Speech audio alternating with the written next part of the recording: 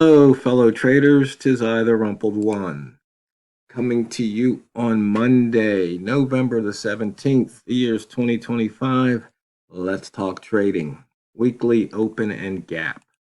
These videos are for educational purposes only. Your results may differ from mine.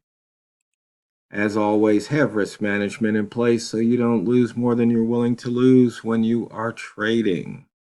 So let's go ahead and look at the week.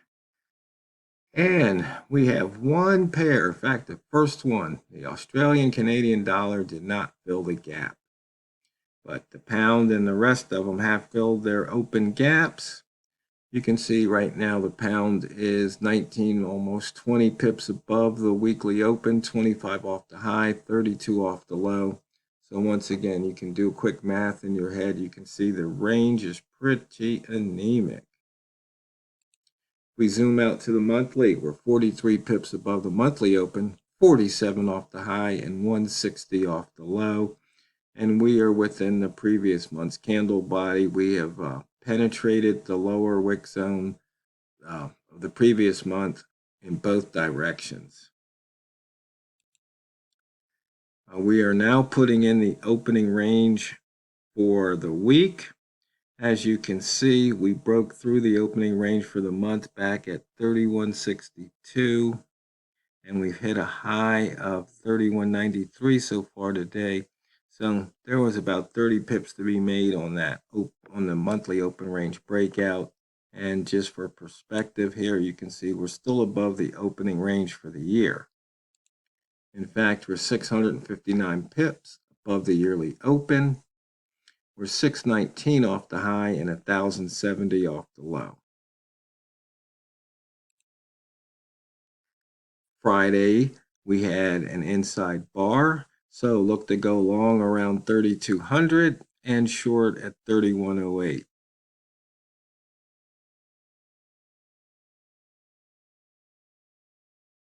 And we just have a handful of inside bar trade action here on the daily and weekly. And it looks like we only have one inside bar action on the monthly, and that's the New Zealand yen.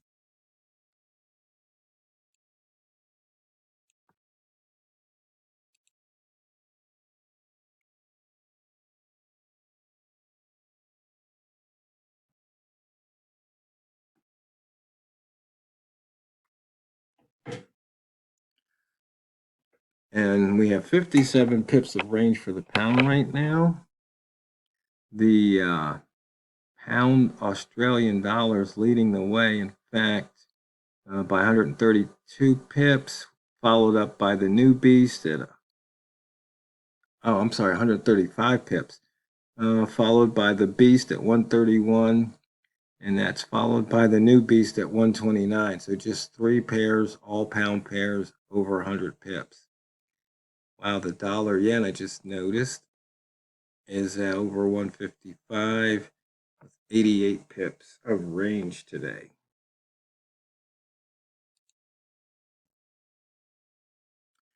Taking a look at the buy zone here, we've won across that weekly open a couple times. We've gone up through the buy zone a few times here, and one short signal here. But if you didn't take it, it would have been stopped out. But you could have made it back and then some within the hour.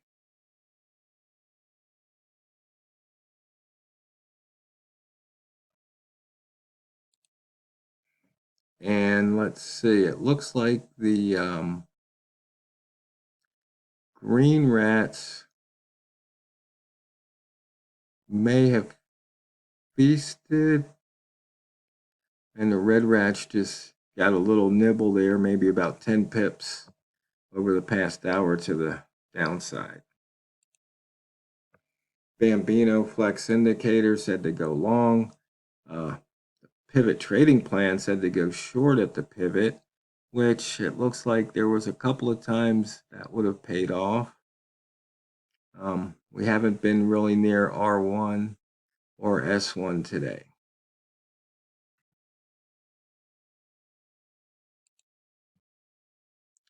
Monthly pivot has not been hit. The weekly pivot has been taken out already, and the daily pivot has been taken out. As I mentioned before, in and out of that lower wick zone, in and out of the upper wick zone. In fact, this hour we're coming out of that lower wick zone once again on the daily.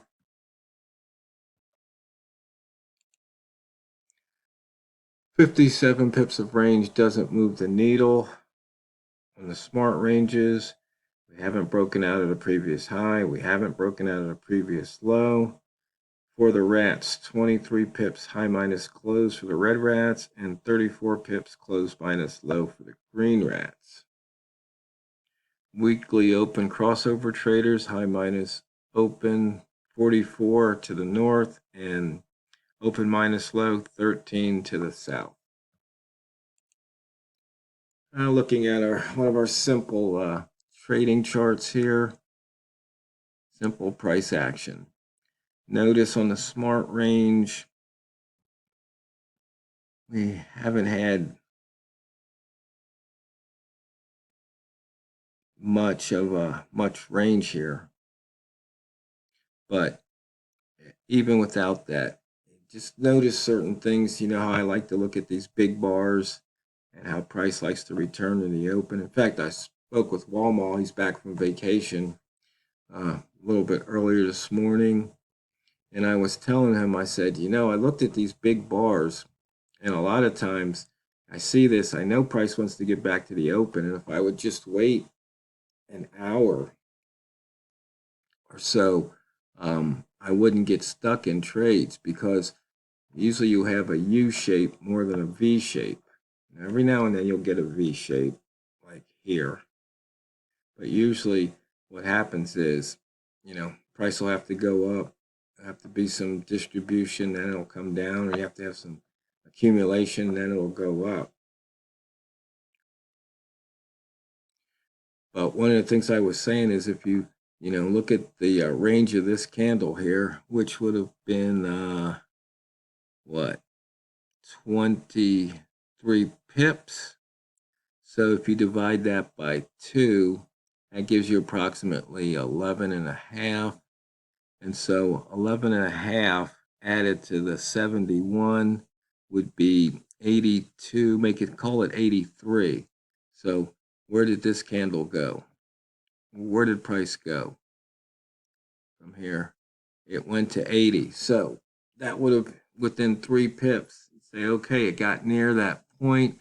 Now look for a signal to go short. And that's just using the idea of 50% follow through. So you can see we had another big bar here, 18 pips. So add 9 to 80. So call that 90, and it hit 93. Once again, it overshot it by 3 pips.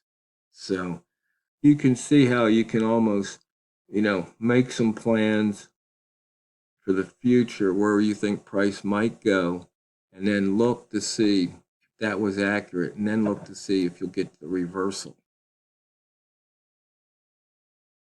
That's just one way of doing it.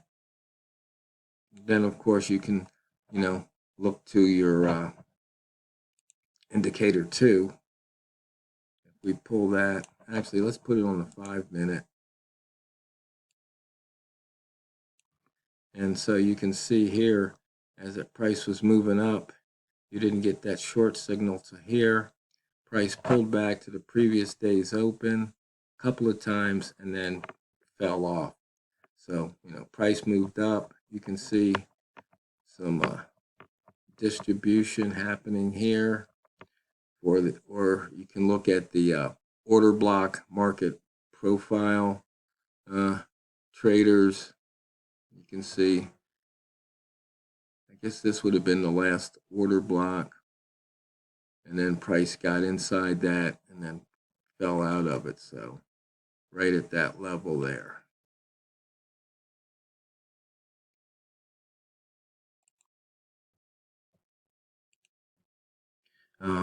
In the lower high, higher low trades, you can see here, just in the last minute, we had one fire off at the 70 level, and then all of a sudden here at 65, the one ball appeared. So had I taken that trade, as soon as I saw that one ball appear, I would have been out, because as you can see, it just bounced back a couple of pips.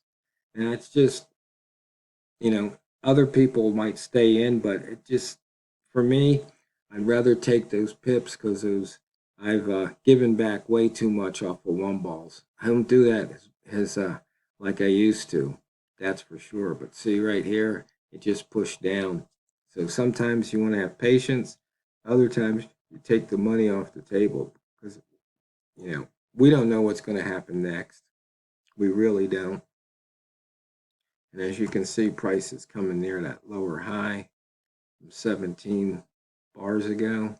It's pushing, it's pushing. It's two balls like to push. And there you can see a big move again. Big move being a couple of pips. But if that's your money, and you might be trading $1 a pip or $10 a pip or $100 a pip, that's money that was potentially yours. But if you get greedy, then the market has a tendency to take it back.